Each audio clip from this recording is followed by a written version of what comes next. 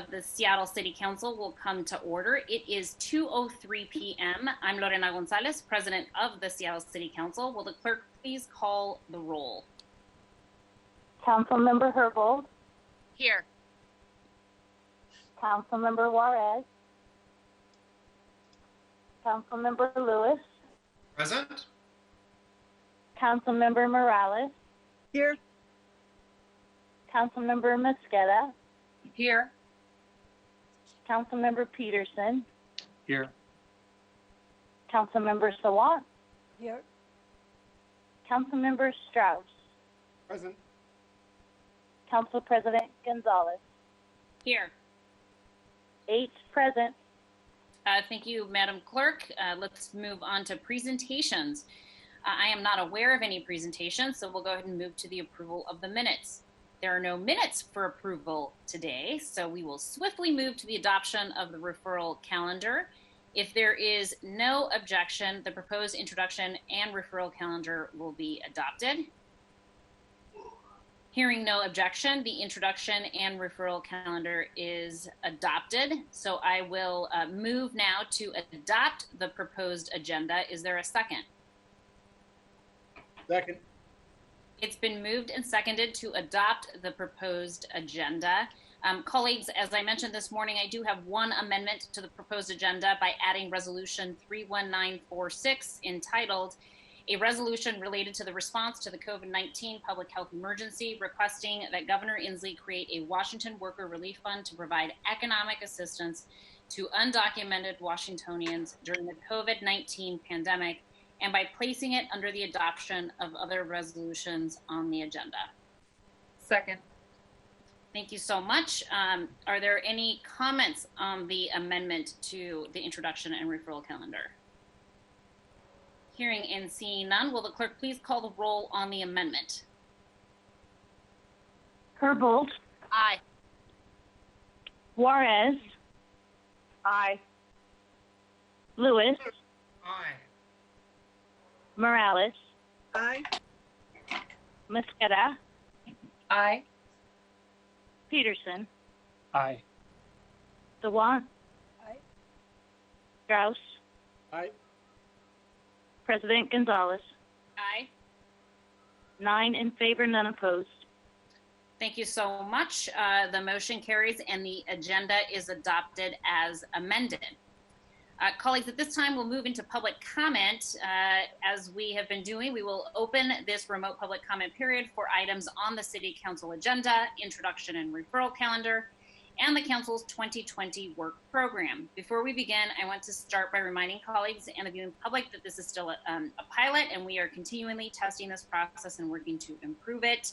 I ask that everyone please be patient as we learn to operate this new system in real time and navigate through its inevitable growing pains.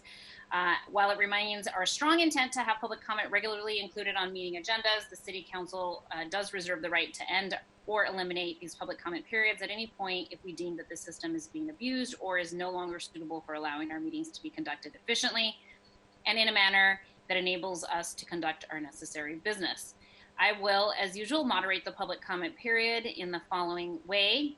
Our public comment period for this meeting is ordinarily 20 minutes, and each speaker is generally given 2 minutes. However, today we have a rather robust sign-up of public commenters, and in order to advance the interest of hearing from as many people as possible, and we do have about 68 pre-registered individuals. Not everybody is present, but we do have a significant volume of folks who have pre-registered to give public comment. So today we will allot 1 minute of public comment to everyone in order to maximize the opportunity to hear from as many folks as we can. We do have one exception to that rule, and that is for our non-English proficient speakers who have pre-registered. For those individuals, of which we, 1, 2, 3, I think we have 3 of those non-English proficient speakers, they will have a translation available to them. And so in order to accommodate both the public comment and the translation services, we're going to allow a total of 4 minutes for those non-English proficient speakers in order to, again, make sure that we are maximizing language access to our public comment period here. So I appreciate the indulgence on that particular issue to make sure that we remain accessible to non-English speakers who wish to provide the City Council with public testimony on matters of importance to our agenda. So with that being said, we're going to go ahead and, oops, where did that go?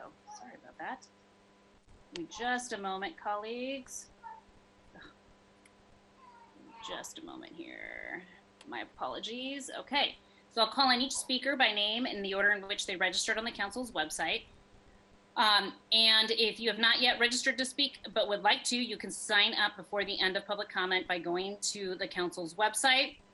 That's at seattle.gov/council, COUNCIL. The public comment link is also listed on today's agenda. Once I call a speaker's name, staff will unmute the appropriate microphone, and an automatic prompt of "you have been unmuted" will be the speaker's cue that it is their turn to speak. Please begin speaking by stating your name and the item which you are addressing. Public comment, again, should relate to an item on today's agenda, the introduction and referral calendar, or the council's 2020 work program. Speakers will hear a chime when 10 seconds are left of the allotted time. Once the speaker hears the chime, we ask that you begin to wrap up your public comments. If speakers do not end their comments at the end of the allotted time provided, the speaker's microphone will be muted to allow us to call on the next speaker. Once you've completed your public comment, we ask that you please disconnect from the line. And if you plan to continue following this meeting, we ask that you do so by watching on Seattle channel or any one of the listening options listed on the agenda. So the public comment will now be opened, and I'll proceed to calling the first person on the list. It's 12:26. I apologize. It is 2:10 p.m. And so we will hear public comment until 2:30 p.m., at which time we will likely extend. So the first speaker is Ikram Abdi. Hello, my name is Ikram Abdi. I am a Lyft driver. I've been driving for Lyft for almost 2 years now.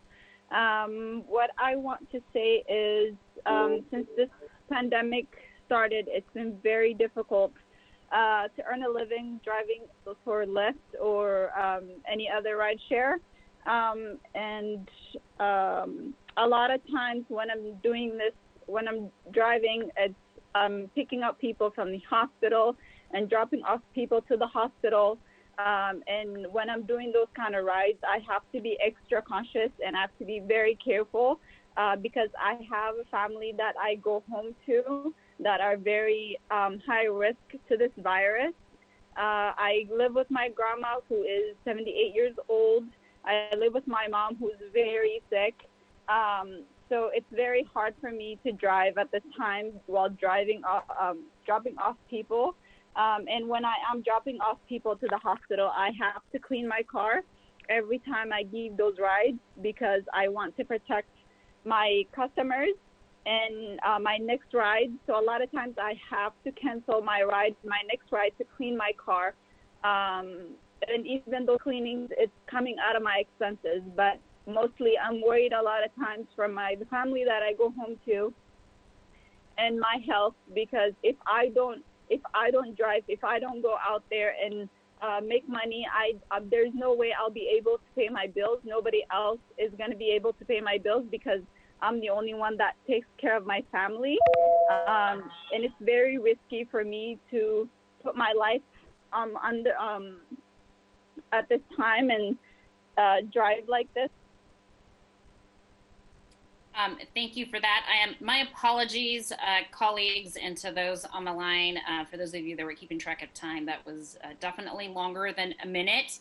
And it took me a minute to realize that the timer had not been started. So I've messaged the IT department, and they are now on it and are going to remember to hit the button to start the time before the next speaker speaks. So the next speaker is Tiffany McCoy.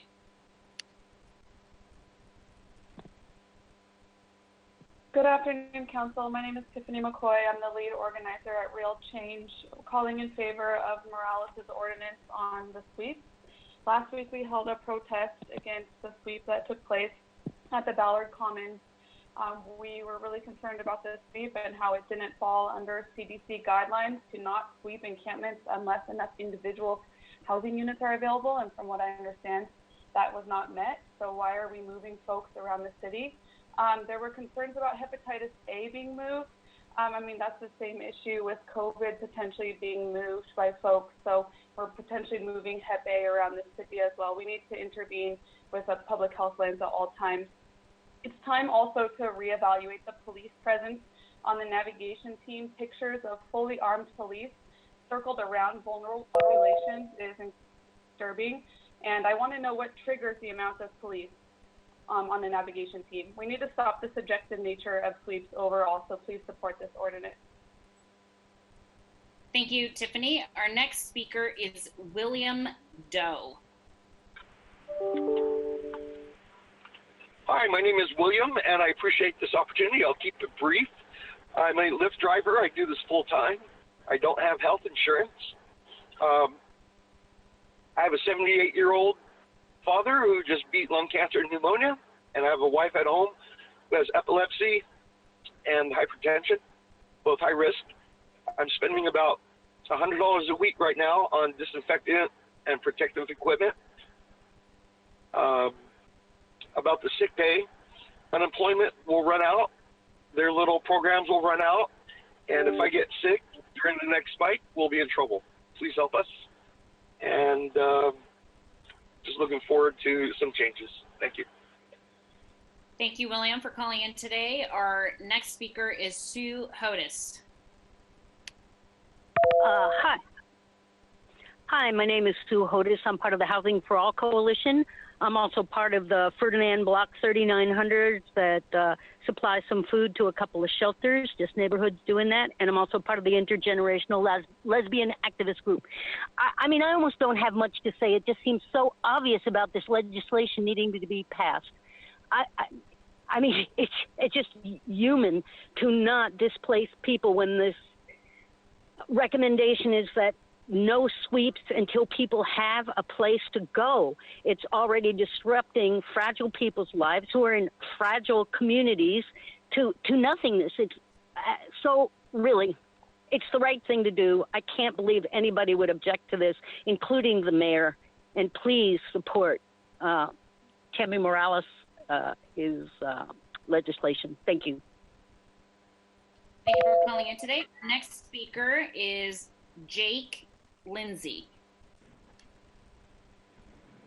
Hi, my name is Jake Lindsay. I'm an Uber and Lyft driver for 5 years. I wanted to share my experience trying to qualify for Uber and Lyft sick pay. I have a suppressed immune system and a history of respiratory illness, and Uber's first sick pay didn't cover people with pre-existing conditions, so I wasn't qualified. But then when they changed it on April 10th that they would cover people with pre-existing conditions, they said that you have to have driven in the last 30 days, which was March 10th when people were already dying from this disease.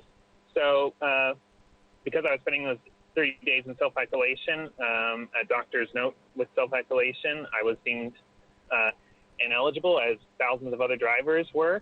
So I think the lawmakers need to step in here, because let's not forget how many billions Uber can afford to pay on their executives, while their workers, who are the backbone of the industry, are asked to sacrifice themselves to the pandemic to be.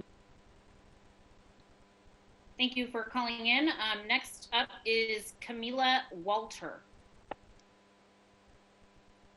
Hi, my name is Camilla Walter, and I'm a Ballard resident. I have spent a lot of time at meals programs and at the camps in Ballard, and I urge you to support Morales' ordinances to stop sweeping people. Be a part of a better solution that takes into account the experiences of all of us. As a resident who lives just blocks from the park that was swept earlier this month, I can tell you that this encampment posed no threat at all to my safety. All it did was put my neighbors at risk of losing everything, and falsely showed them that Ballard is an unwelcome and inhospitable neighborhood. If we truly want better living conditions for all Seattleites, the answer is more housing, services and care, and not armed officers moving people away from their communities. The original intent of these sweeps were to get people out of dangerous living conditions and into shelters or housing, but that is not what is happening. Instead, people who are living safely in tents, keeping social distance during a global pandemic, and finding support from their neighborhood communities are approached by armed police officers in full uniform with guns. When you've experienced a significant trauma like losing housing, being approached by an armed uniformed officer is not helpful and inviting. Thank you so much.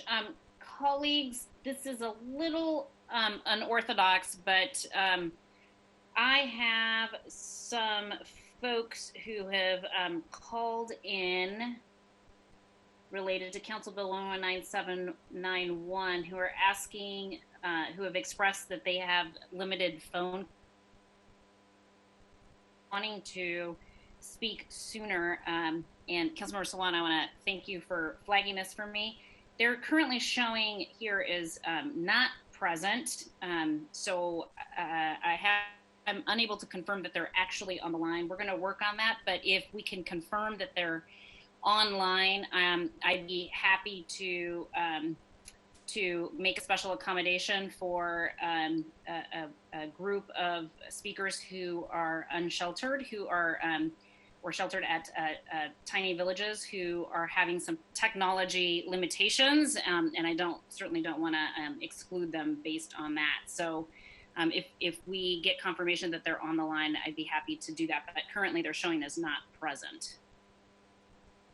So we'll go ahead and move through the list, and then Councilmember Sawan, if you can help me in figuring out if they're present or not, or can be offline, I'd appreciate that. Okay, next, thank you. Next up is Peggy Holtz. Good afternoon, council members. My name is Peggy Holtz, and I'm a Nicholsville founder and a volunteer. I want to report that most of the people living at Nicholsville North Lake Tiny House Village were tested for the coronavirus last week, and all were negative. Unfortunately, the city has yet to commit to allowing the village to stay in the same spot until the end of the state of emergency. I'm in support of Councilmember Gonzalez's ordinance that would create a moratorium on sweeps during the state of emergency and really ought to continue on the way through forever. Another item on your agenda is HSD's budget increase that would fund de-intensifying existing shelters with expensive motel rooms and a small amount for the existing tiny house village operator monopoly that exists. The sanctioned encampment ordinance that the council passed several months ago needs to be implemented and the 40 new tiny house villages opened. Most importantly, grassroots and faith-based organizations should have an opportunity to operate those tiny house villages. In fact, it's physically irresponsible to not explore how cost-effective other operators could be. Thank you. Thank you so much for calling in, and just for sake of clarity, it's Councilmember Morales' legislation, not mine. Just want to make sure that credit is given where credit is due. The next speaker is Daniel McCraw. Hi, everyone. My name is Daniel McCraw, and I'm a participant in SHARE as well. And in addition to supporting this draft ordinance, I want to ask that the budget changes the City Council is doing today be amended and improved. SHARE, for example, has offered up new efforts to improve homeless service, particularly shelters in Seattle, that just aren't being done by the institutional mass shelter system. For example, our testing has been done recently on all the tent cities, and we came out with zero positives. Meanwhile, we're putting all this money into programs that just plain haven't worked, and they're not going to work in the future, and we really don't want to go back to that. The shift in operations for us to 24/7, which we've done with the support of the hosts at our shelters, has been pretty much all-consuming. It's pretty much a matter of survival. SHARE regrets not having been able to focus more on our friends' struggles, and I just want to say I support totally. Thank you for calling in. Our next speaker is Ed Kane. Yes, my name is Ed. I've worked in the service industry since 2018. During 2018-2019, I worked side by side with several undocumented workers. Currently, the restaurants are cut back to takeout only. Prior to the concern for COVID-19, I worked side by side with each of them. We were all paid on the same scale, regardless of our race or creed. They're all worked hard, diligently, were excellent workers. Whether U.S. citizen or undocumented, worked side by side with each of them. They completed their jobs. They were appreciated by their employer, by their customers. Now, solely because they're undocumented, and unlike myself, who can apply for unemployment benefits, they're unable to do so. This is unfair. Although my answers came from elsewhere, theirs came from Mexico and South American countries to escape oppression similar to mine and similar to yours. I surely hope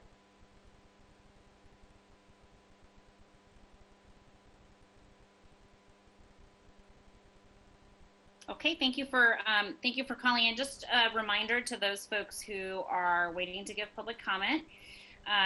You in total have about a minute to speak. You're going to hear a little chime at 10 seconds. You can feel free to wrap up. You don't have to just completely stop speaking. So I know it's a little awkward, but I appreciate us working together to work through this. So we're now going to move to the next speaker, consistent with what I indicated at the top of our meeting.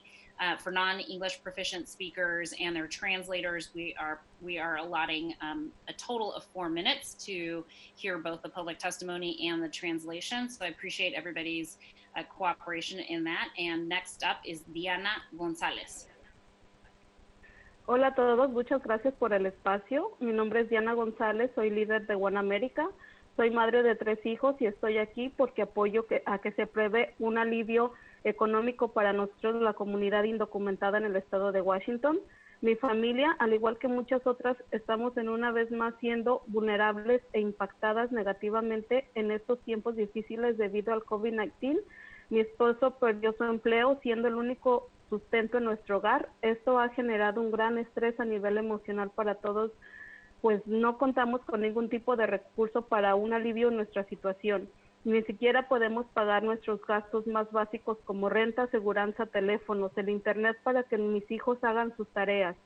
Es muy triste tener que decirles a mis hijos que tenemos que racionar más nuestras porciones de alimentos para que nos alcance la comida para más días, y que mis hijos de 2 y 13 años nos pregunten a su papá y a mí si es que ellos ya pueden trabajar para ayudarnos en los gastos y no quedarnos sin vivienda. Es una pena ver cómo el sistema de este país está roto, lleno de desesperanza y desigualdad, que como nuestras familias de bajos recursos pagamos más impuestos y que solo ven con igualdad a la hora de pagar y no recibir lo justo. Somos una familia que siempre hemos aportado en este país con trabajo duro y pagando nuestros impuestos. Creo que no estamos pidiendo nada que no nos hayamos ganado, pues estos fondos que se generan y nos dejan fuera también son parte del trabajo duro de jornadas desde el amanecer hasta el anochecer sin pago justo, ni vacaciones ni beneficios médicos. Es por eso que pido que apoyen al Washington Worker Relief Fund para la gente indocumentada. Gracias. Hi, my name is Diana Gonzalez, and I am a One America leader. I have 3 children, and I am here because I support the approval of economic relief for the undocumented community in Washington State. My family, like many others, are once again being vulnerable and negatively impacted in these difficult times by COVID-19. My husband lost his job, being the sole supporter of our home. This has generated great emotional stress for all of us because we do not have any type of safe resources to alleviate our situation. We cannot even pay our most basic expenses such as rent, insurance, telephones, and the internet for my children to do their homework.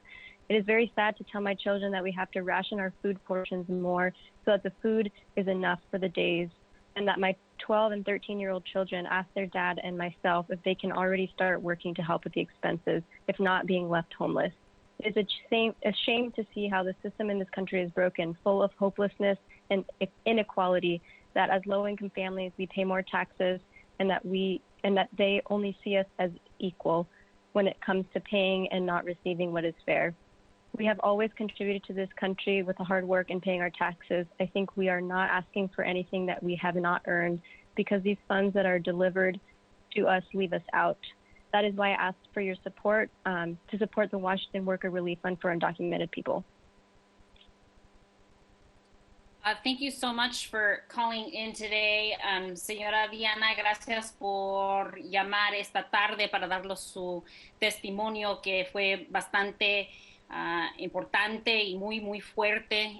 Es importante que la gente escuche que nosotros apoyamos los inmigrantes sin importar el estatus migratorio. Así es que gracias por tomar el tiempo fuera de su familia para estar aquí con nosotros esta tarde para dar ese testimonio. Bastante gracias.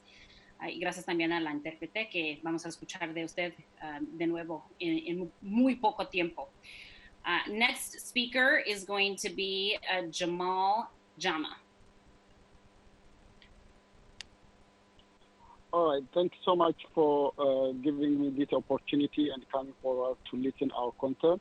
My name is Jamal Jarrah. I've been driving for Uber and Lyft since May 2014, especially in this challenging time during coronavirus exponentially spreading. I did not stop working for Uber and Lyft. Like first responder or healthcare provider, by taking this healthcare provider like nurses, doctors to their workplaces, which is the hospital, and back to their home. Not only healthcare providers, but also essential workers to the restaurant and grocery. Why do I work in this challenging period of time? Number one, to pay my expenses, like paying my rent, to feed my child who is 6 years old, and also to pay my child support. We need our city councilor to address Uber and Lyft to pay us sick days immediately. Thank you for listening. Have a good day.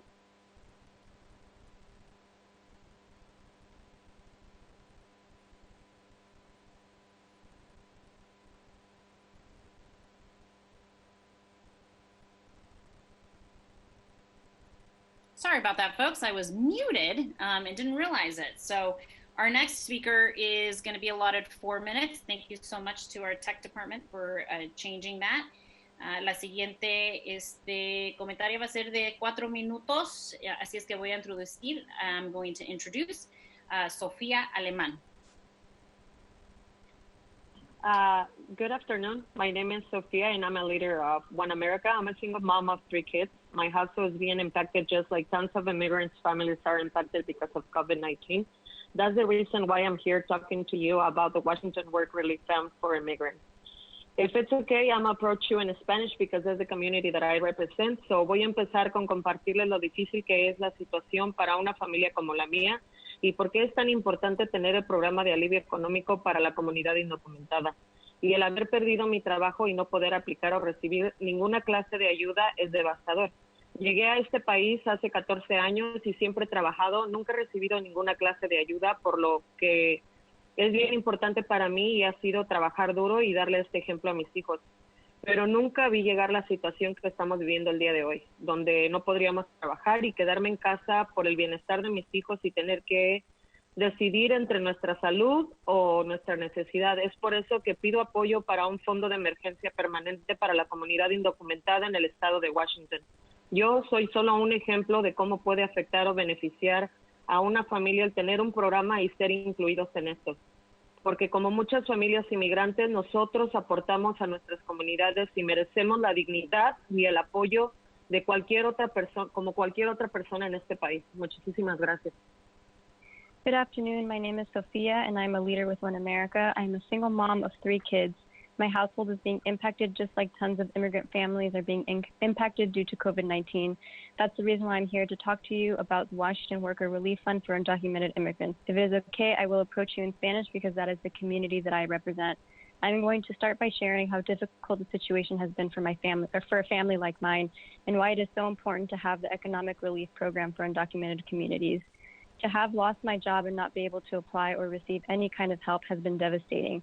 I came to this country 14 years ago, and I've always worked hard and long hours. I have never received any kind of help because it was important for me to set an example, a hard work example of my children. But I never saw the situation that we are experiencing today arrive, where I could not work and stay home for the well-being of my children and have to decide between our health and our need. This is why I ask you to support a permanent emergency fund for the undocumented community in Washington State. I am just an example of how having and being included in a program can affect or benefit our family, because like many immigrant families, we contribute to our communities and we deserve the dignity and support that anyone else in this country has. Thank you.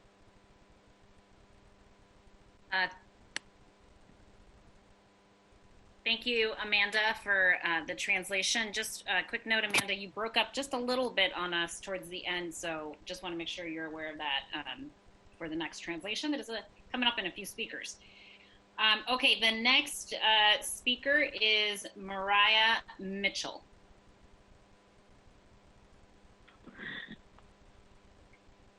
My name is Mariah Mitchell. I'm with Working Washington for the Pay Up campaign, and I'm here today because I'm a single mother of 3, and I drive for Lyft, and I do Uber Eats and Postmates, and I feel that I am being forced to return to work after the quarantine issued by Governor Jay Inslee, and I am not receiving hazard pay, and if I get sick or my children get sick, then I will need a family paid leave, which I do not get as a gig worker who is an essential worker on the front lines. And because my unemployment has been tied up, I am unable to provide for my family, and I am being forced to return to work and risk getting sick and getting my children sick. So I'm here today to have you vote on whether or not we can get hazard pay and sick leave. Thank you. Thank you for calling in today, Mariah. Our next speaker is going to be Anitra Freeman. Thank you. My name is Anitra Freeman, a member of Wheel and Share homeless organizing efforts, speaking here in favor of the Morales Sweep Ordinance. But first, close the loophole in this ordinance. Require that individual housing or shelter be provided to each camper in accordance with CDC guidelines, or no sweep. Real solutions for Seattle's homeless emergency start with creating a progressive revenue source that will fund real solutions. Then support the democratic, self-managed, grassroots homeless organizations that are already the largest shelter provider in King County, and help us do more. Wheel needs to continue providing 24/7 women's shelter. Share asked for city funding for Tent City 3. We must have much more shelter. Thank you so much for calling in, Anitra. Our next speaker is Colleen Knirk. Hi, my name is Colleen Knirk, and I'm with Working Washington's Pay Up campaign. My main job is part-time adjunct faculty at North Seattle College. Due to this part-time status, I rely on my side gig income through Shipt and Instacart, literally for groceries and gas. I need this income. When the pandemic hit, I got incredibly sick and stayed home for 3 or 4 weeks, not delivering because it was right for my health and the health of the community. However, that choice came at the detriment of my finances and therefore my stress level when I was supposed to be recuperating. It isn't right that people have to choose between themselves or doing right for their community. I got $0 during that time for gig work, as there is no sick pay. We are doing crucial work in these times. We are keeping immunocompromised people out of the stores and safe at home. We are keeping the number of unique visitors to the stores down considerably. We are taking great care of our communities. It's only right that the companies we are creating great amounts of profits for to take care of us in turn. We need sick pay so we can take care of ourselves and thereby take care of the communities we serve, both now in this time of crisis and after. Thank you. Thank you, Colleen, for calling in. We're going to move to our next speaker at 4 minutes. Vamos a movernos a la próxima persona por un total de 4 minutos. Gracias al Departamento de Tecnología. Thank you so much to the Department of Technology for modifying the timer. Next up is Wendy Salazar. Ahora vamos a escuchar de Wendy Salazar. Sí, buenas tardes. Mi nombre es Wendy Salazar. Soy trabajadora de limpieza de casas y mamá de 3 hijos. Mi esposo trabaja en la construcción. A causa del COVID dejamos de trabajar por casi 2 meses. La compañía para la que mi esposo trabaja cerró temporalmente por las reglas que puso el gobernador. Por la misma razón, yo también dejé de trabajar. En estos 2 meses las deudas se acumularon y lamentablemente tenemos que pagarlas porque no nos las van a perdonar. Y me da mucha tristeza y coraje que por el hecho de ser inmigrantes indocumentados no tenemos ningún beneficio ni ayuda como cualquier otro ciudadano americano. Y creo que es injusto porque, al igual que ellos, todos nosotros los inmigrantes indocumentados pagamos impuestos. Lo más injusto y triste que nuestros hijos son ciudadanos y salen perjudicados por el hecho de que sus padres somos inmigrantes. Conozco mucha gente indocumentada que le está pasando muy mal a causa de esta situación. Hay ayudas de organizaciones, pero no todas las personas alcanzan a solicitarlo. Por eso yo creo que es muy importante que esta ley de estímulo económico pase en el estado de Washington para poder ayudar a la comunidad inmigrante, ya que esta comunidad es una de las más perjudicadas por los trabajos que tenemos, como la construcción, el campo, la jardinería y también limpieza. Tenemos que entender que esta ley sea permanente y sostenible para que la comunidad inmigrante, porque la comunidad inmigrante está manteniendo este país vivo. My name is Wendy Salazar, and I am a One America leader. I am a housekeeper, and I am a mother of 3 children. My husband works in construction. Because of COVID, we both stopped working almost 2 months. The company my husband worked for temporarily closed because of rules the governor put in. And for the same reason, I also had to stop working. In those 2 months, the debts accumulated, and unfortunately, we have to pay them because they are not going to forgive us. And it gives me a lot of sadness and anger that due to the fact that we are undocumented immigrants, we do not have any benefits or financial assistance like any American citizen. And I think it's unfair because, like them, all of us undocumented immigrants pay taxes. One of the most unfair and sad things is that our children, who are U.S. citizens, are harmed and jeopardized by being children of undocumented immigrants. I know many undocumented people who are struggling a lot due to this situation. There is help and assistance for undocumented people from organizations, but not all people are able to access them due to the high volume of applicants. This is why I think it's important that the economic stimulus law passes in Washington state to include the undocumented community. The undocumented and immigrant community is harmed by the jobs we have, such as construction, farm workers, working in the fields, and janitors. Understand that understand that it is important that a permanent solution and sustainable solution for the immigrant community that is keeping this country alive and safe. Thank you. Thank you so much. Colleagues, as I mentioned earlier, we had quite a bit of people signed up for public comment today. We still have quite a few on the list, so I'm going to go ahead and extend a public comment if there's no objection until 3 o'clock p.m. Hearing and seeing no objection, we'll go ahead and extend public comment until 3 p.m. I also mentioned that we have some folks on the line who signed up at about 12:25 p.m. today. They're having some battery issues related to the cell phone that they're using to call in, and they are folks who are living in one of the tent cities. So if there's no objection from my colleagues, I'd like to go ahead and have them go ahead and speak now out of order, based on the fact that they, unlike those of us who have full and unfettered access to plugins to recharge our phones, I'd like to give them an opportunity to speak now. Is there any objection? Okay, seeing and hearing no objection, I would ask that the technology department go to speaker number 43. And so I will now call on Teddy Morris. Hello, my name is Aisha Mead.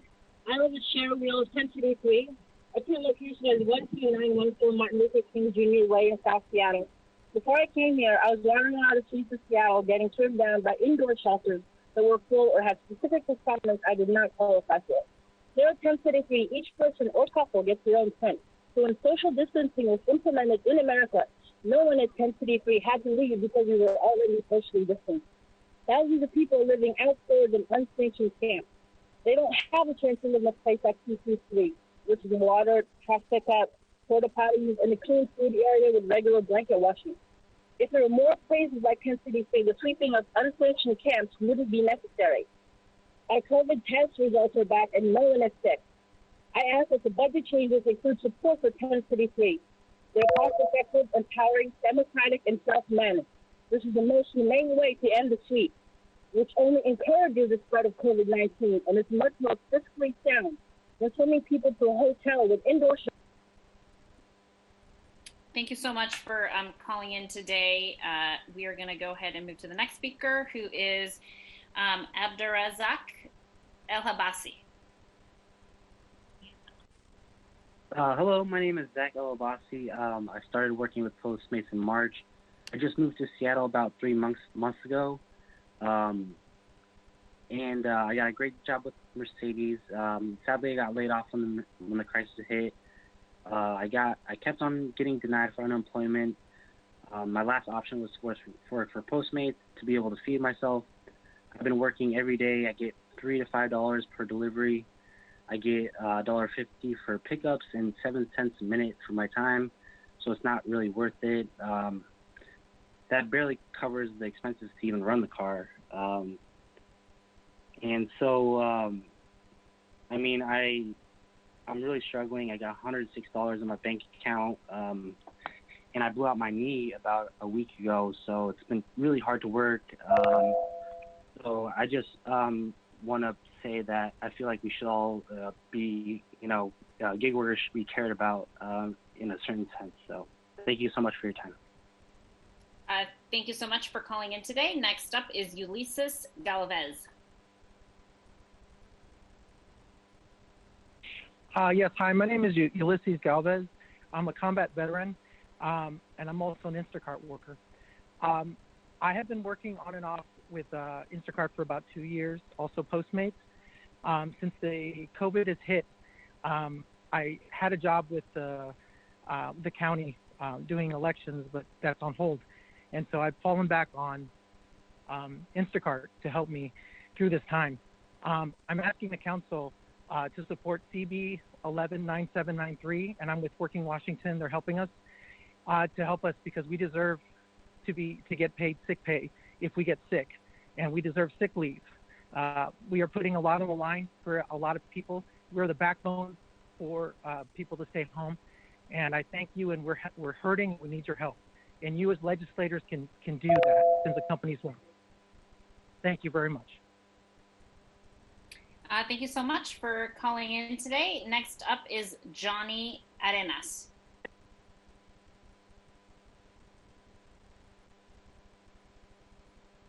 Hola, buenas tardes.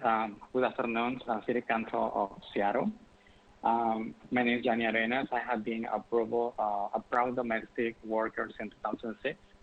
And when this virus hit us, I completely from that overnight. I don't have no clients, and that made me difficult just to be living in this crisis. And plus, my husband, he's a American citizen, but then just for my status, we are not allowed to receive the stimulus. And plus, we've been passing through a lot of problems. And plus, I'm being concerned about him. And, and I'm finding out just a little job that is not considered for what I've been used to be doing. And that only I asking to all of you that you can be in support of us because we're being hurt a lot. Thank you. Thank you, Johnny, for calling in today. Next up is Laura Lowe Bernstein.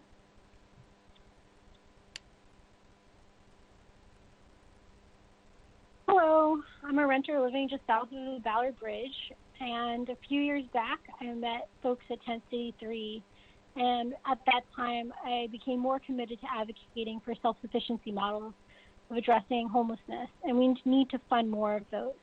I signed up today to support CB 119796. I sent a letter to each of your offices and the mayor, and what I really want to ask today is that you do more a group of housed homeowners who selfishly use Find It, Fix It to report encampments and dehumanize people who are living outside. If you could educate them about the Boise decision, as well as the current CDC guidelines for sweeps. And if you could encourage them to not, at this time, focus on what they see out their window, to address root causes.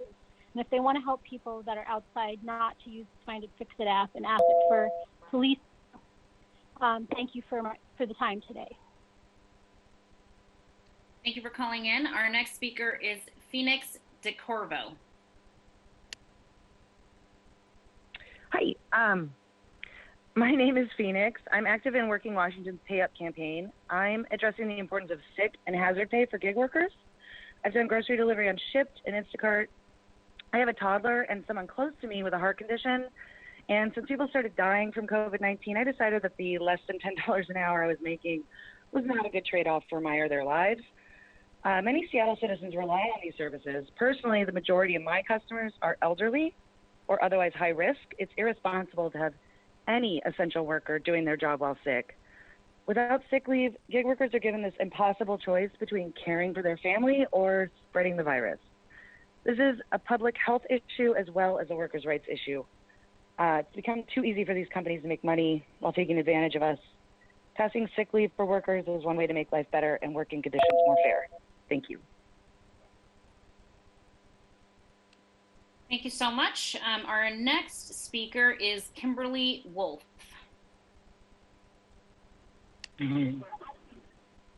Kimberly Wolf, both Lyft and delivery gig work in Seattle and participant in the Pay Up campaign. I'm here because I want Seattle to do the right thing and make sure gig workers get sick leave and hazard pay for the health of both the workers and our community. During this crisis, gig workers are taking on real risk for less pay. Apps don't pay enough for us to afford even the basic protective equipment. We've been pinched into a tiny, stressful space between decreasing income, rising expenses, and now increased physical hazard. We're extremely vulnerable in this space where any small thing that goes wrong, like getting sick, could cause catastrophe in our lives. Something has got to give, and I'm afraid it's going to be us. It is simple. We get sick. If we get sick, we don't work. If we don't work, we don't eat. And no money for housing means you may end up in a tent on a hill on the side of the highway like I did. We gig workers don't get the same protections as every other worker in this state. And it is time to bring this new sector of workers up to the same level of protection. Thank you. Thank you for calling in today. Our next speaker is James Thomas. I started doing gig work for Working Washington. I started doing gig work in October 2016. I've been out there for about 15,000 trips, people and food. When I first started on Postmates, I was telling everybody about it because I was getting $4.50 minimum. Now it's down to no minimum. They were paying $1.17 a mile. Now they're paying 93 cents a mile. They were paying 15 cents a minute. Now they're paying 7 cents a minute. They keep changing the terms of agreement. But the pay has gone down so much, even actually to do a delivery for $2. What am I, an 8-year-old child? People leave me very positive reviews, but I rely on tips.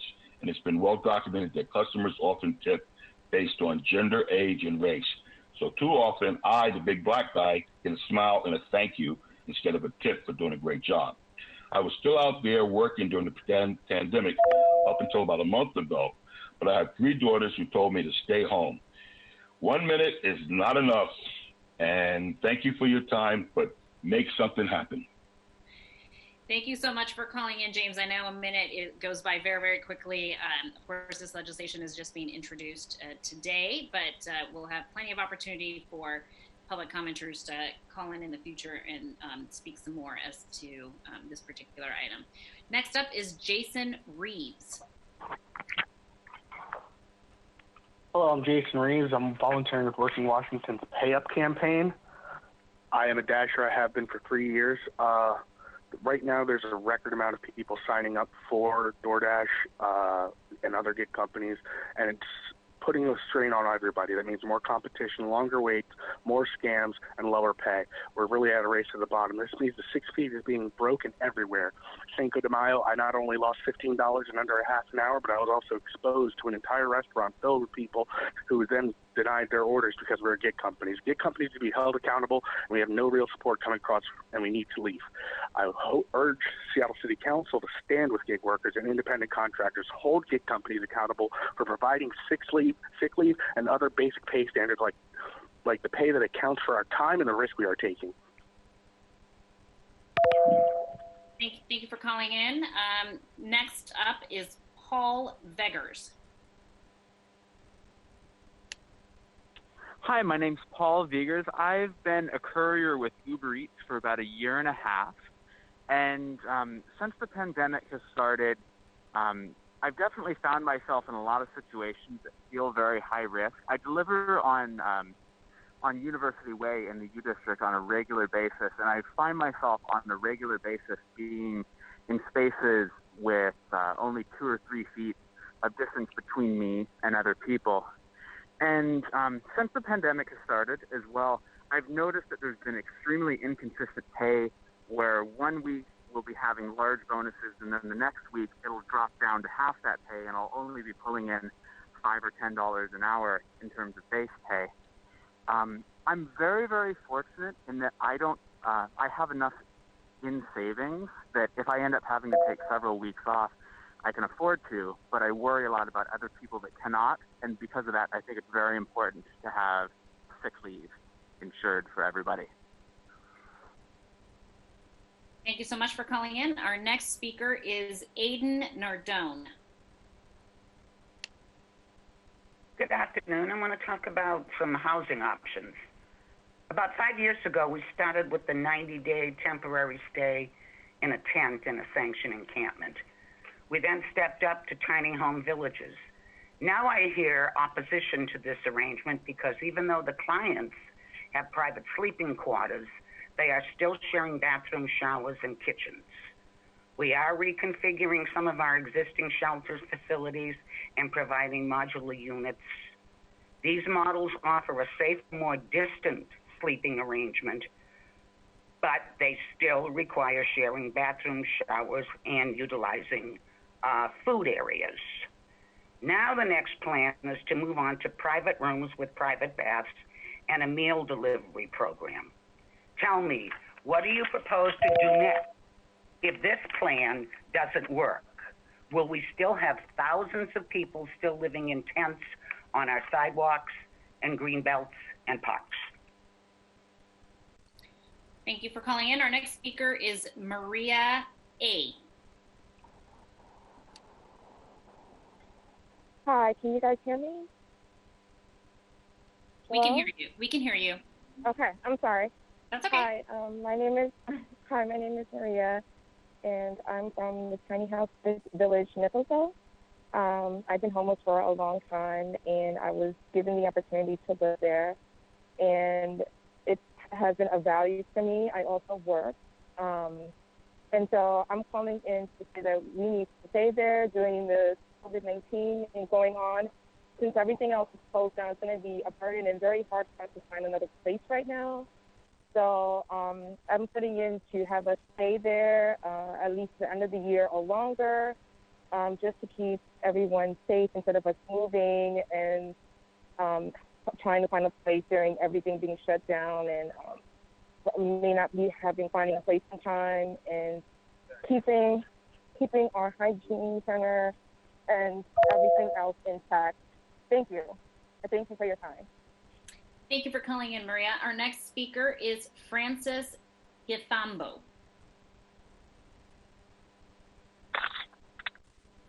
Hi, my name is Francis Githambo. I'm a gig worker in Seattle. I'm here with the Working Washington Pay Up campaign. I've been working over 3 years with Lyft full-time. We're asking the city council to make sure gig workers get sick leave, because we need to have some hope that if we get sick, we can pay our bills, feed our families without getting into debt. Like I'm now in debt. I have to keep working during this crisis because my family depends fully on me. My wife stays at home with the kids. I'm working even more hours, getting less, less than $500 a week, working 12-hour shift. Every day I worry. I take passengers to hospitals who are even coughing. Some are sneezing. If we get sick, it could be tough for me and for many others. This affects a lot of people, not just for me. Thank you. Thank you for calling in. Our next speaker is Jake Miller. Hello, my name is Jake Miller, and I'm here with the Working Washington Pay Up campaign in support of CB 119793. I started doing gig work in 2018. Since then, I have worked for Postmates, DoorDash, and Amazon Flex. It was my primary source of income until I got my current job as a teaching assistant for adults with special needs at Aaron's Place, Seattle. Since the crisis hit, my employer obtained a PPP loan to cover my payroll, and that means I don't have to depend on gig work the way I did in the past. I'm very thankful that this is the case because I cannot imagine what I would have done if I would have gotten sick while gig work was my only source of income. Since we gig workers are independent contractors, we don't get sick leave. This puts gig workers in a tight spot where they may be forced to work while sick in order to pay basic living expenses. I hope that by passing this bill, we gig workers will no longer have to be put in this situation. Thank you for allowing me to speak on this issue that is of so much importance to so many vulnerable workers in this city at this time. Thanks. Thank you for taking the time to call in today. Our next speaker is Sean Smith. Good afternoon, City Council. My name is Sean Smith. I am the elected External Affairs Coordinator for Nicholsville Tiny House Village in North Lake. Today I'm speaking to you from the heart of that tiny house village, a healthy village, one that is unsupported by the city. At present, you have an amendment on the books that would ask for extended funding for a tiny house village. We urge you to include Nicholsville in that budget. We also urge you to stop the sweeps at present. Our unhoused neighbors aren't as lucky as we are here. It is unprecedented during this time of health crisis to be moving people around the city and endangering the rest of the public. Thank you for your time, and I urge you to act quickly. Thank you for taking the time to call in. Our next speaker is John Stovall. Thank you, council members. My name is John Stovall. I'm testifying on behalf of the Washington Low-Income Housing Alliance in support of Council Bill 119796. Prior to COVID-19, sweeps were an ineffective response at best and a deeply harmful response at worst to addressing homelessness. Under a global pandemic, sweeps are even more dangerous. Losing your property in a sweep can mean losing your masks or losing your tent and being exposed to coronavirus. It may also mean not having access to one of the city's few hygiene stations or access to food, primarily since public transit is severely reduced right now. The CDC guidance on encampment removals is quite clear. Here's a quote from it. Clearing encampments can cause people to disperse throughout the community and break connections with service providers. This increases the potential for infectious disease spread. Statewide, since COVID-19 started, we've seen a 30% reduction in shelter capacity. We've seen a serious slowdown in affordable housing lease-ups and completion of projects, and coordinated entry is understaffed. So it's unconscionable right now to be doing sweeps. And we also need to invest in. Thank you so much for calling in. Our next speaker is speaker number 44, Cody Scott.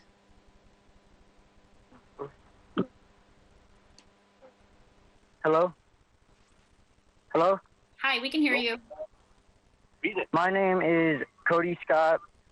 I live in Tent City 3 on 12914 MLK Junior Way South. Before living at TC3, I lived with my father-in-law place at a motel in Lakewood, Pierce County. Since I lived at TC3, it seems to be a better situation than inside a shelter where you are 2 foot away from someone while the COVID-19 is spreaded. We can be as far away from someone if you need to be outside. We don't share tents unless you are a couple.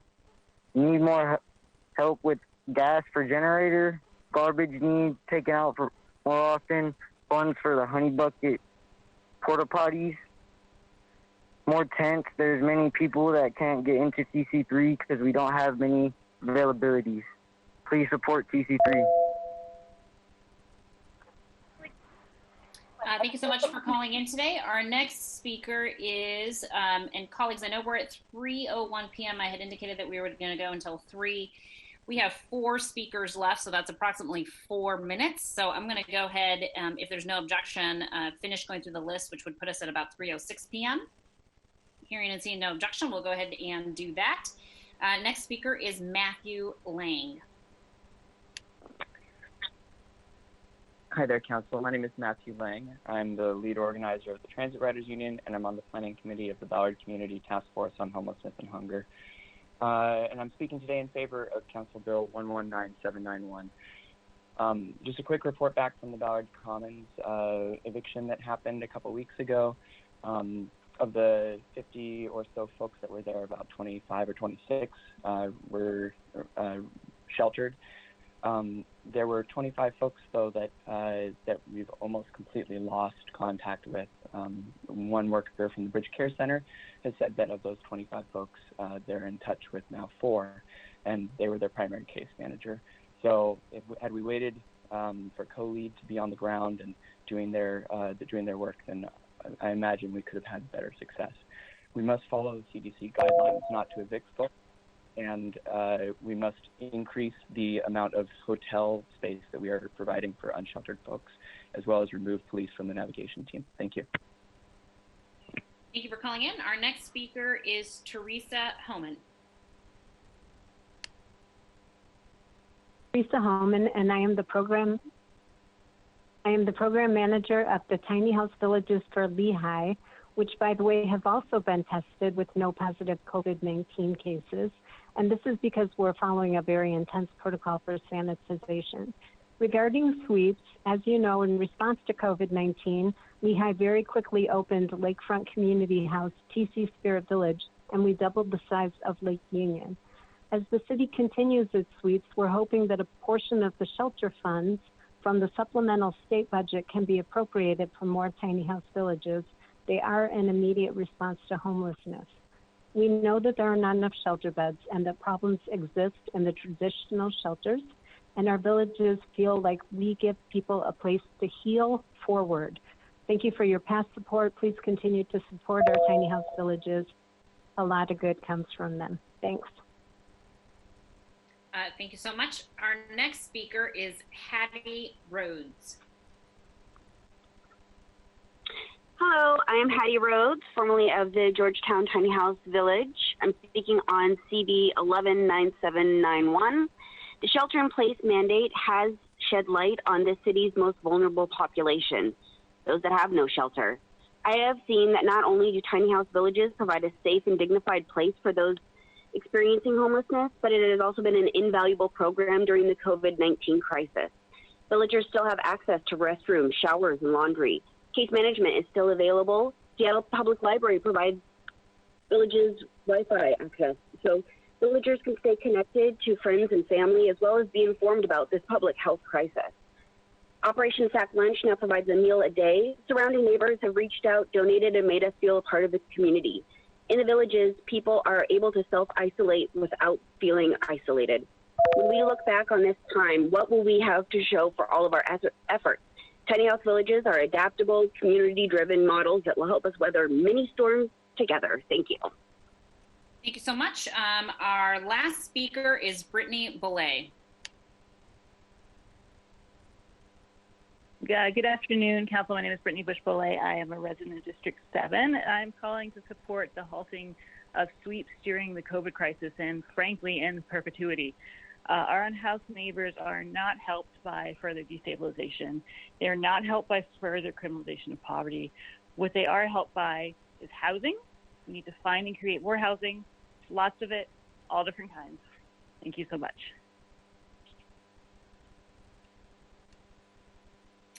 Thank you for calling in today. Colleagues, that is the last speaker signed up for public comment, so we will go ahead and close out the public comment period and move into items of business on our agenda. First up is payment of the bills. Will the clerk please read the title? Council Bill 119792, appropriating money to pay certain audited claims for the week of May 4th, 2020 through May 8th, 2020, and ordering the payment thereof. I move to pass Council Bill 119792. Is there a second? Second. It's been moved and seconded that the bill pass. Are there any comments? Hearing no comments, will the clerk please call the roll on the passage of the bill? Herbold. Aye. Juarez. Aye. Lewis. Aye. Morales. Aye. Mosqueda. Aye. Peterson. Aye. Sawant.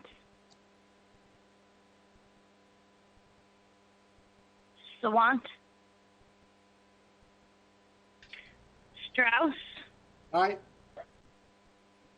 President Gonzalez. Aye. 8 in favor, none opposed. Thank you so much. The bill passes and the chair will sign it, and I'd ask that the clerk please affix my signature to the legislation on my behalf.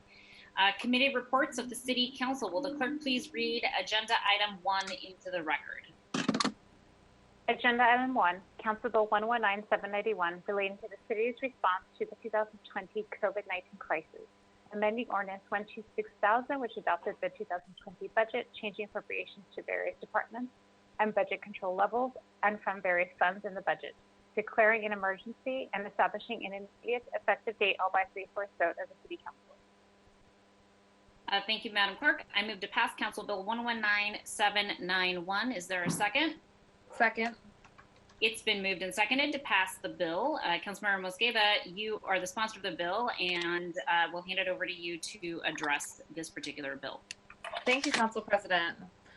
Thank you, Council colleagues. As you have heard from me over the last week or so, we have worked to put some language together in Council Bill 119783 as a follow-up to legislation that we passed. As a follow-up to legislation that we passed on May 4th, which was Council Bill 119783. The bill in front of us, Council Bill 119791, makes sure that we move forward on accepting and appropriating federal and state funding related to COVID-19 pandemic crisis and response, including CARES Act funding. This allows for us to allocate the remaining $1.4 million of CDBG funds through this substitute. This allows for us to make sure that the CDBG funds are being spent ideally on policies that help with de-densification and redistribution of individuals who are currently in our shelter system, among a number of other strategies to help make sure that people have appropriate housing and shelter to respond to the COVID crisis. We know that $1.4 million is not a ton of money. Our hope is that this is a down payment on de-densification and redistribution efforts to initiate future policy discussions and funding to come from future conversations with the departments and the mayor's office, so that we can all work towards reducing even further congregate shelter setting numbers. We know that the congregate shelters are not really considered a safe space, especially given the high risk of individuals in those shelters due to underlying health conditions and their age, which we know is critical for people to have the appropriate public health response. Well, the 1.4 that we're allocating today to de-densification and redistribution doesn't specifically talk about individual rooms or hotels. I think that this will be a nice complement to future conversations and future investments that we hope to see over the next week or two when we look at additional federal dollars. Again, our hope is that this $1.4 million in combination with future dollars from the executive and CBO that they're evaluating right now will help us identify additional funds that can be used for frontline homeless service providers. We've talked a lot about the mounting costs to support COVID-related response, including the need for additional pay for staff, PPE, cleaning, food services, and other services as we try to serve this very vulnerable population.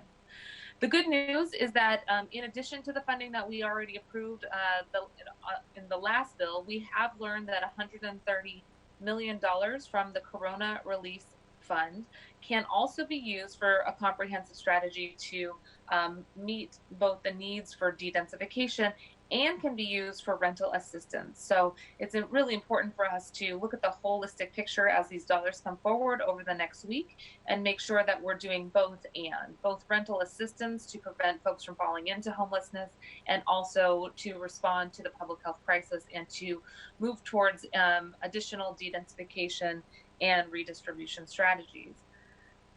To date, we are aware that there's conversations happening between homeless service providers and departments and the mayor's office, so we appreciate that. We look forward to future conversations about PPE, additional staff, cleaning, food services, and housing options. And today, again, while this is not a ton of money, the $1.4 million I think does signal our interest in adding additional support to de-densification, redistribution, even if we're not directing it towards individual rooms. We have, I think, a joint interest and expressed a shared interest in moving forward on that public health strategy and hoping to have future conversations about this with the next round of funding. Very happy to have learned that the $130 million from the CRF or Corona Release Fund can also be used for rental assistance. So colleagues, I know that was a question earlier, and we will have more opportunities to allocate additional funding as well as efforts around dedensification and redistribution in our future funds. Thank you all for hopefully your support as we get 1.4 million out the door to quickly deploy as much funding as we possibly can for this critical population. It's not a ton of money, as we talked about, but it will make an important down payment and signal our interest in future conversations. Thank you so much. Thank you, Councilmember Mosqueda, for those remarks. Are there any other comments on the bill? Councilmember Herbold, the floor is yours.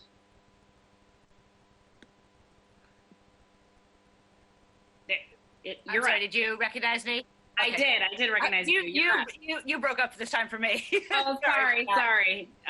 You're up. So I appreciate it. Thank you so much. I just want to, again, as I did this morning, flag my concern. I'm going to vote in favor of this legislation, although to be very honest, I'm not sure I understand it. We originally signaled by amending the previous bill and taking this money out of the rent assistance use as a way to try to leverage some discussions with the mayor's office to ensure that they would embrace a different model of de-intensification of shelters, a model that does not rely on a congregate care model, but instead moves to individual rooms. These are the safest settings for both staff and clients. This legislation does not make that distinction, and I understand why. It's because the executive hasn't embraced this as a priority for its disintensification goals. Nevertheless, if without having accomplished that, I'm not sure why we are moving this money away from rent assistance to address the increased cost of shelter providers for providing service and for their staffing needs. I recognize that there are those increased costs. We have future pieces of legislation that can help fund the increased costs associated with shelter, as well as the increased needs of rent assistance. So, and I appreciate that Budget Director Noble has proposed a path forward where we can swap some funds in a future piece of legislation. But it seems very unnecessary to do that, given the fact that we could have just voted to put this money where it was originally proposed to be put, and then subsequently fund the needs associated with de-intensification of shelter and their increased costs. I want to recognize that just in general, I have concerns about putting off rental assistance relief. There were 9,000 applications received by United Way of King County over a period of 48 hours, and only 2,000 households received assistance. And it's really important to note that United Way of King County is able to provide rental assistance regardless of documentation of immigration status. So it's a very rare source of support for this population. I do recognize that we are going to hopefully be able to make what were the proposed efforts to fully fund the rental assistance needs in the previous legislation, that there is a commitment to make those whole in a subsequent piece of legislation, but just am puzzled as to why we are taking this action, given the fact that there is more flexible funds available in the next week or two to address the shelter needs. So I'm going to provide Councilmember Mosqueda, as sponsor of the bill, an opportunity to respond. So Councilmember Mosqueda, I'll hand it over to you. Thank you, Council President. And I want to underscore, I share Councilmember Herbold's frustration that we have not received confirmation that de-densification will include individual rooms. Obviously, this is a policy difference of opinion that we have with the executive right now. I will say this. The reason that I think it's important that we are putting forward the legislation and held back the 1.4 is that some leverage has already been accomplished. We know that there has been conversations over the last week and a half that have led to us having have led to the executive and the departments having conversations directly with homeless service providers. Prior to when this bill was originally sent down, there were no conversations that had been reported to us. We had heard from a number of homeless service providers that they had serious concerns about policies being advanced without sort of checking in to see what the lay of the land was on the ground. Those conversations have happened. You're correct that there is still a policy difference of opinion on individual rooms, which I think you and I and the CDC would argue is a good public health strategy. However, I think that when we look at the language in front of us, it does not preclude individual rooms. It offers it as part of the solution. And we know that in conversations with the CBO and others, they're considering an array of ways to de-densify. I wish that it was all going into individual rooms, but here's, I think, the reality that we're faced with. We know that there's $130 million from the Corona Relief Fund that we have now identified can also be used for rental assistance. Because that wasn't the case when the bill was introduced, and there was a real fear that there wouldn't be those flexible dollars to be used for rental assistance in the future, we had a lot of pressure to get all the money out the door for rental assistance. We held back the $1.4 million, though, with the desire for A, leverage, but B, to make sure that the folks who are currently in shelters do see some form of de-densification or de-intensification. That could include hotel rooms, but it could also include a number of other strategies that they say that they're working on. Right now, we know that there's about 500 people who are currently in congregate shelters who need de-densification strategies. I think by putting forward this piece of legislation, continuing to work to amplify our call for individual rooms, and I definitely want to underscore my support for that as a longtime proponent of that strategy. Part of the reason that we had gone down this path was to try to urge the 1.4 million to be used for hotel rooms. It is still not a ton of money, but I think putting it forward does signal our interest in that policy discussion, and it also doesn't necessarily hold back that funds that could be used for helping the 500 people that are currently in shelters who need some level of de-densification. Also, I'll say that the rental assistance and small businesses piece were included in the initial policy that passed, so there was funding that went out. We understand that there is going to be additional funding from the dollars that do come from the executive's office here soon, and we'll have the opportunity to ask whether or not that's enough rental assistance or whether it's enough assistance for folks to get out of congregate shelter services in the future. But I think the answer to the why now is we have 1.4 million. We also know that that's a drop in the bucket of what's needed for both rental assistance and for what is needed for de-intensification, since we already put money forward in this last bill for rental assistance, and we know now that there's more money coming from the Corona Relief Fund that we can use for rental assistance. My hope was to put the 1.4 million forward to allocate it for an array of de-intensification services to really signal our interest, the council's interest in seeing those funds go into place now to help with whomever we can with the 500 individuals who need assistance immediately, and that we complement those funds with future dollars. I don't think the leverage has necessarily been released. I think it's definitely initiated conversations that hadn't happened prior, and I appreciate, I think, our joint interest in both de-intensification and rental assistance. This effort, I think, allows for both of those policies to move forward in a complementary way. Thank you for that. Any other comments on the bill, colleagues?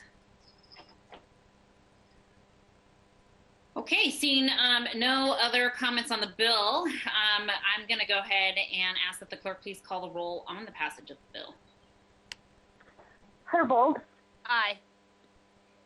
Juarez. Aye. Lewis. Aye. Morales. Aye. Mosqueda. Aye. Peterson. Aye. Sawant. Aye. Strauss. Aye. President Gonzalez. Aye. 9 in favor, none opposed. Thank you so much. The bill passes and the chair will sign it. And I ask that the clerk please affix my signature to the legislation on my behalf. We're now going to move to agenda items 2 and 3. And I ask that the clerk please read both items 2 and 3 into the record. Agenda item 2, clerk file 314426, full unit lot subdivision of Pinehurst Land LP to subdivide one parcel into 31 unit lots at 12522 15th Avenue Northeast. Item 3, Council Bill 119790, approving and confirming the plat of Northline Townhomes in the portions of southwest quarter of Section 21, Township 26 North, Range 4 East, WM, and King County, Washington. Thank you so much. Councilmember Strauss, both items 2 and 3 were read into the record. We will take separate votes on each item. And before we move each item, would you like to address items 2?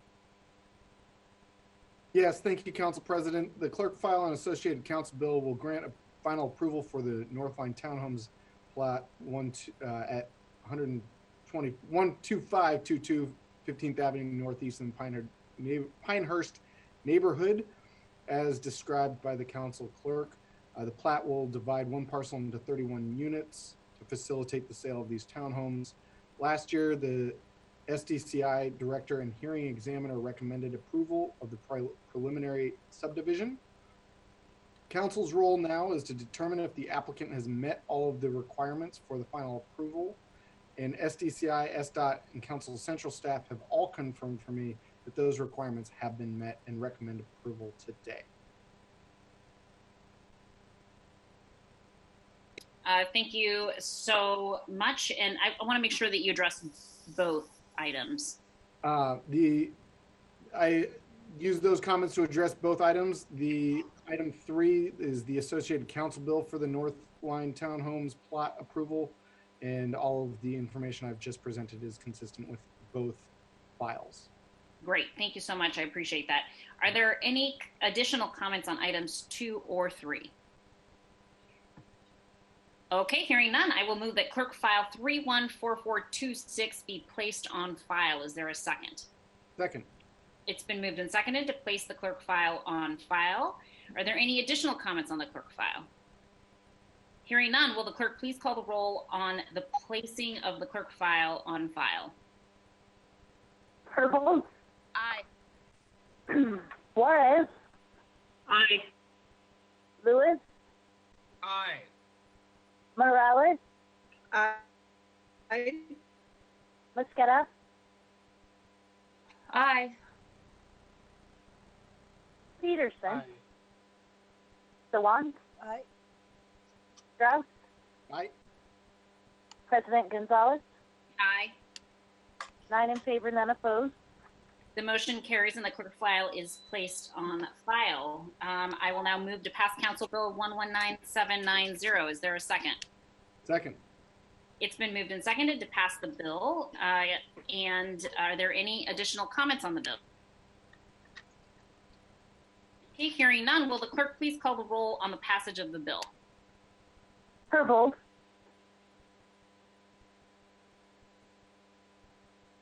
Herbold? Aye. Juarez? Aye. Lewis? Aye. Morales? Aye. Mosqueda? Aye. Peterson? Aye. Dewan? Aye. Strauss? Aye. President Gonzalez? Aye. 9 in favor, none opposed. The bill passes and the chair will sign it, and I'd ask that the clerk please affix my signature to the legislation on my behalf. We will now move to adoption of other resolutions. New item number 4. Will the clerk please read item 4 into the record? Agenda item 4, resolution 31946, relating to the response to the COVID-19 public health emergency, requesting that Governor Inslee create a Washington Worker Relief Fund to provide economic assistance to undocumented Washingtonians during the COVID-19 pandemic. I move to adopt resolution 31946. Second. It's been moved and seconded to adopt Resolution 31946. And colleagues, as the lead sponsor of this legislation, I'll just make some quick hopefully some quick remarks about this particular bill. So COVID-19 relief granted by the federal government has not been accessible for many in the immigrant community, as we have often heard. Unemployment insurance, as currently run by our state, also requires a social security number, which means many are left without the benefits they have paid into. We are hearing from many households who have been left without income or any resources for months now. Immigrant workers were among the first wave to be laid off when this pandemic hit. Immigrant leaders and communities from across the state have been organizing and are calling for quick action by state leadership. There are two calls to action. First on this list calls on Governor Inslee to create a Washington Worker Relief Fund. Leaders are calling for $100 million to be allocated to community-based organizations to deliver emergency assistance to undocumented Washingtonians. Second, our immigrant community is asking for Governor Inslee to work with the four corners of our state legislature to address the systemic failure of unemployment to provide wage replacement for undocumented workers who, again, pay taxes and pay into a system they cannot benefit from when they need it most. These are important state interventions that will help many households not fall into abject poverty or have to make decisions that exponentially increase their exposure to infection of the coronavirus. We are seeing massive racial disparities of how this virus is impacting different communities. It is heartbreaking to read in the Seattle Times the disproportionality of population to coronavirus infection and COVID-19 mortality rates. Earlier this month, Seattle Times reported that Washington State's Black, Latinx, and Pacific Islander Native Hawaiian communities have been hit at significantly higher rates in King County. Latinx communities are seeing infection and hospitalization rates at 4 times the rate of white people for COVID-19, even though they are only 10% of King County's population. The trend is bearing out as well in Illinois, Los Angeles, Philadelphia, the Bay Area, as well as New York City, where it is Black and Latinx communities who have been hit the hardest. Native Hawaiian, Pacific Islander communities have also been severely impacted. They are also seeing infection rates at 4 times that of white populations in King County. These infection rates are impacting the same communities and zip codes that have many barriers to economic opportunity and stability. This resolution today is one way to stand with immigrant communities. This call to action by Community for a statewide Washington Worker Relief Fund must be part of our state's COVID-19 response and recovery. Earlier this month, I transmitted a letter to Governor Inslee asking for consideration of this fund in addition to a number of other strategies to meet the needs of our immigrant friends, family, and neighbors, including those that are undocumented. There is perhaps no more important time, colleagues, than now to really step up on behalf of immigrants and refugees, but in particular of those who are undocumented. These folks have been deemed pretty much by every single declaration and proclamation as being essential workers, yet they don't seem to be essential enough to access basic benefits when needed. And now is the time for us to make sure that we are giving voice to these needs, voice to many individuals who cannot use their own voice for fear of retaliation as a result of their undocumented status. So I hope that you all will support me today. I know that you will and that you have in the past. And I want to give a special thank you to One America, the Northwest Immigrant Rights Project, Washington Immigrant Solidarity Network, the Latino Community Fund, Entre Hermanos, and so many others who are leading this work and have always led on this work by centering voices of those who are undocumented in the struggle for ongoing relief for this community. So with that being said, I am happy to advance this resolution and look forward to your support on it as well. And we'll end my comments there and see if anyone else has any comments on the resolution before we call it to a vote. Councilmember Mosqueda. Thank you, Council President. Thank you for your leadership on this. We're pleased to partner with you to advance this. Really want to underscore the importance of how the crisis is disproportionately impacting communities of color, especially the refugee and immigrant community. We know the consequences of the immigrant and refugee community and people of color being left out historically from national policy and state policy, and often that's where the city of Seattle has stepped in to provide immediate relief. Given the crisis and the magnitude of the COVID public health crisis and the economic consequences it's created for immigrants and refugees, I think that this is a critically important fund that's been requested. And we join with you and the community in demanding that there be solutions for the population that's yet again been left out from these federal assistance dollars. You heard the public comment today largely focused on both the relief fund and the need for sick and safe leave, especially for populations that may be working in sort of the gray economy or the gig economy, which is no longer a segment of the economy, it's just the economy. As we think about relief that needs to be provided, I think the same is true for the emergency fund. These are workers that are in every sector of our economy who've been historically left out and have yet again been left out of these essential funds as we not just respond, but try to survive the initial impact of the crisis. So I thank the community for the work that they have done and really appreciate the work that you've done to bring forward this resolution to council to show that we are a welcoming state, we are a welcoming city, we advocate to fill the gaps that have been created from the state and the federal level, and really appreciate the community's courageous efforts to call attention to the need for this fund and all of their public testimony today. Thank you so much. Any other comments from my colleagues? Okay, seeing and hearing none, we will go ahead and vote on the resolution. So actually, I have an amendment first. So I will move to amend Resolution 31946 as presented on Amendment 1 that was recently distributed. Second. Okay, it's been moved and seconded to amend the resolution.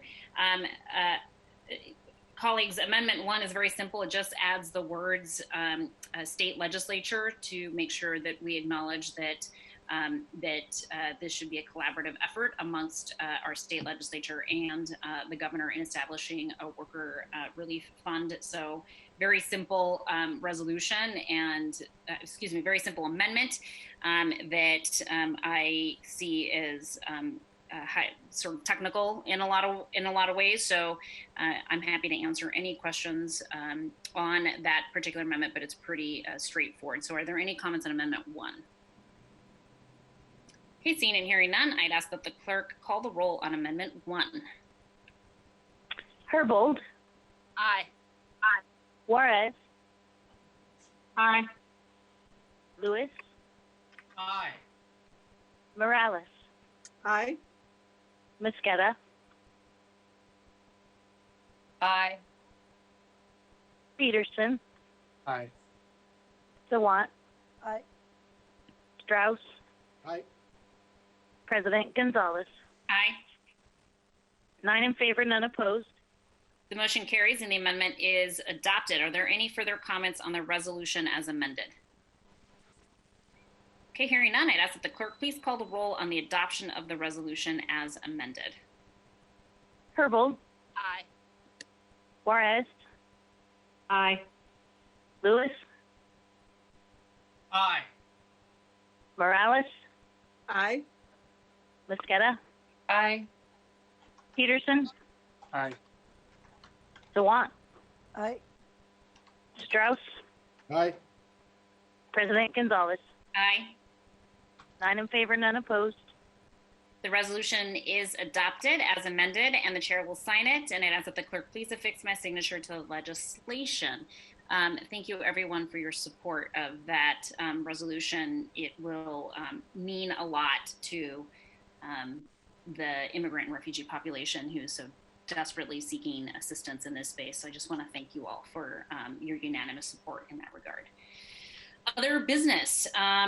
There is, I believe, 2 letters for consideration for signature this afternoon. The first one is from Councilmember Juarez, who described her letter regarding the South Dakota restrictions on tribal lands. So Councilmember Juarez, would you like to add anything to your comments from this morning? Madam President, I do have 2 items. Would this be the time to request my to be excused on Tuesday, May 26th? Yeah, I was going to do the letters first, and then Okay. have you move to be excused. Okay, I'll be brief. As I shared this morning, this is regarding the Cheyenne River, Ogallala, Lakota, and Rosebud Sioux Nations. And as I shared last week, the governor of South Dakota issued a demand that the Lakota tribal nation folks remove their security checkpoints that were set up to prevent the spread of COVID-19 onto the reservations. The chairs of all three tribes have issued statements declaring security checkpoints were established in response to a growing concern over the fast-paced nature of the novel coronavirus and how they have no plans to take them down. I do want to add on a side note, I'm sure some of you have seen this in the news, that it breaks my heart and it's unfortunate to share that we have Doctors Without Borders, an international organization currently on the Navajo reservation, as they attempt to save the lives of their people and their residents and their citizens. So we know how closely Native folk live with each other and extended families. We know how quickly this disease spreads, and we also know that we have a population that is poised, as the other council member shared earlier, that it particularly affects at a disproportionate rate people of color, low income, people with pre-existing conditions, elders, children, schools. And so these are the type of issues that we are facing, and that combined with the lack of Indian health services to not get out the appropriate money that was designated well over a month ago that still has not reached Indian country. I cannot stress how important this letter is. And also, again, I heard from tribal leadership that they are thankful and they're very touched that the Seattle City Council and the Mayor of Seattle are going to be joining them and supporting them in their allyship. So I ask and thank all of you to please sign this letter of support. Thank you, Madam Chair. Thank you, Councilmember Juarez, for that description. Are there any additional comments on the letter as described by Councilmember Juarez? Hearing and seeing none, I would ask that the clerk please call the roll on the signature to Councilmember Juarez's proposed letter. Councilmember Herbold. Aye. Councilmember Juarez. Aye. Councilmember Lewis. Aye. Councilmember Morales. Aye. Councilmember Mosqueda. Aye. Councilmember Peterson. Aye. Councilmember Sawant. Aye. Councilmember Strauss. And Council President Gonzalez. Aye. 9 in favor. Thank you so much. Councilmember Juarez, would you like to move now to be excused? Yes, I'd like to request to be excused on Tuesday, May 26th. Councilmember Juarez has moved to be excused from the May 26th City Council meetings. Are there any objections? Hearing no objections, Councilmember Juarez will be excused from the May 26th City Council meeting. Thank you so much, Councilmember Juarez. Next up is Councilmember Herbold, who also has a proposed letter in support of a build grant for the East Marginal Way Corridor Improvement Project. Councilmember Herbold, the floor is yours. Thank you. So last Thursday, my office circulated this letter. This letter mirrors a similar request letter that the council signed in February for a separate federal grant. The city has a longstanding interest in this project, and I do as well, because it is critical for bike communities in West Seattle to ensure that they are separated from traffic. With the closure of the West Seattle Bridge through at least the end of 2021, this corridor will become increasingly important as freight uses the lower level bridge to West Seattle as well. The project itself will improve safety and reliability in the movement of people and goods in this industrial and maritime area. The project will support freight loads by rebuilding the roadway. It will support improved efficiency through signal modifications and intelligent transportation systems. And again, it will improve safety by better separating non-motorized modes from freight traffic. The grant application itself is for $20 million. The SDOT CIP project lists that SDOT was considering approaches for full funding. Our earlier grant application was for $13 million. The Port of Seattle is also contributing $5 million for this project. The funding gap listed in the CIP at this point is $38 million. So if we are successful in getting this grant, it will help us close that funding gap. Thank you for your consideration. Thank you so much, Councilmember Herbold. Any comments or questions for Councilmember Herbold? Councilmember Mosqueda. Thank you, Council President. I just want to say I appreciate the letter coming forward. I did have the chance to check in with our brothers and sisters at ILWU, International Longshore Workers Union, and they are supportive of the project and the letter. So I'm going to be happily signing on. Thank you. Thank you so much. Any other comments or questions?